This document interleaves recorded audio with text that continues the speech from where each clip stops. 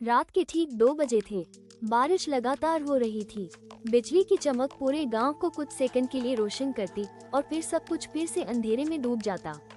गांव के किनारे एक पुराना हवेली जैसा घर था।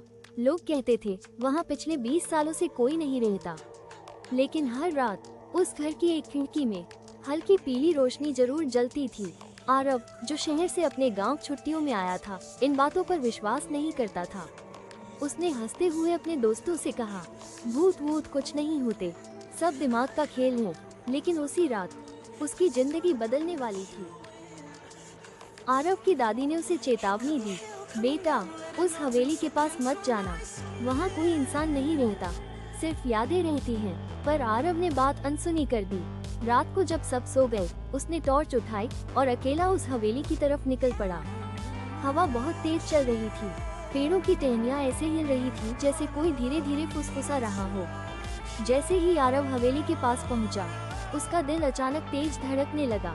दरवाजा आधा खुला हुआ था, किसी ने शायद खोल रखा है। उसने खुद को समझाया और अंदर चला गया। अंदर सब कुछ धूल से भरा था। दीवारों पर पुराने फोटो लगे थे जिन पर मकड़ियों के जाले थे।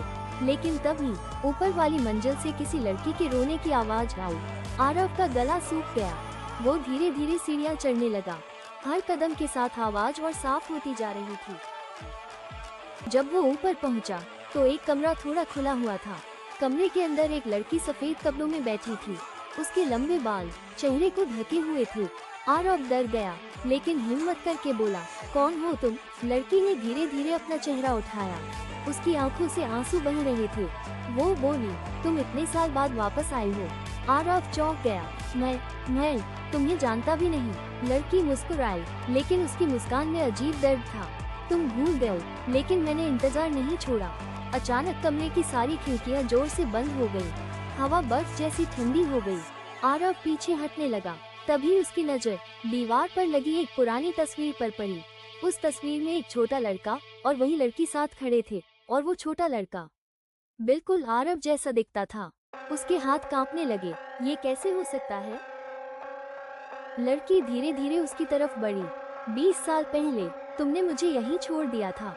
आरव के दिमाग में अचानक अजीब अजीब तस्वीरें चमकने लगी। एक छोटी बच्ची, बारिश, चीखें और आग, उसे सब याद आने लगा। जब वो 8 साल का था, वो इसी गांव में रहता था। उसकी एक सबसे अच्छी दोस्त थी, पूजा। दोनों हमेशा साथ खेलते थे। एक रात दोनों इस हवेली में छुपन छुपाई खेल रहे थे।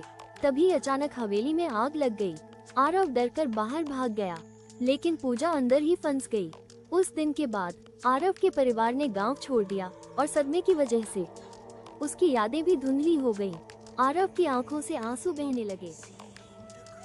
पूजा, मुझे माफ कर दो, मैं डर गया था। पूजा धीरे से मुस्कुराई, मैंने तुम्हें कभी दोष नहीं दिया। कमरे में अचानक अजीब सी शांति छा गई। पूजा ने कांपती आवाज में कहा, बस मैं अकेली थी, मुझे सिर्फ इतना चाहिए था कि कोई मुझे याद रखे। आरव रोने लगा, मैं तुम्हें कभी नहीं भूलूंगा। तभी पूजा धीरे धीरे धुंध में बदलने लगी। उसकी आंखों में आखिर पहली बार सुकून था। वो बोली, अब मुझे डर नहीं लगता। और अगले ही पल वो गायब हो गई। कमरे की सारी ठंडी हवा अचानक खत्म हो गई। बारिश भी रुक चुकी थी। आरव वही जमीन पर बैठा रोता रहा। अगली सुबह गांव वालों ने देखा, पुरानी हवेली की वो खिड़की जिसमें हर रात रोशनी जलती थी, आज हमेशा के लिए बुझ चुकी थी। और हवेली के बाहर आरव ने एक छोटा सा फूल रखा था। उस फूल के नीचे एक चिट्ठी थी, मुझे माफ कर देना पूजा, इस बार मैं तुम्हें अकेला छोड़कर नहीं जाऊंगा, यादों में हमेशा साथ रहोगी। उस दिन के बाद गांव में किसी ने उस हवेली से रोने की आवाज कभी नहीं सुनी। सिर्फ बारिश की हल्की आवाज आती थी, जैसे पूजा आखिरकार सुकून से सो गई हो। जब किसी को सच्चे दिल से याद किया जाए तो कुछ रूहें डराने नहीं आती, वो बस अधूरी मोहब्बत की तरह हमेशा साथ रह जाती हैं।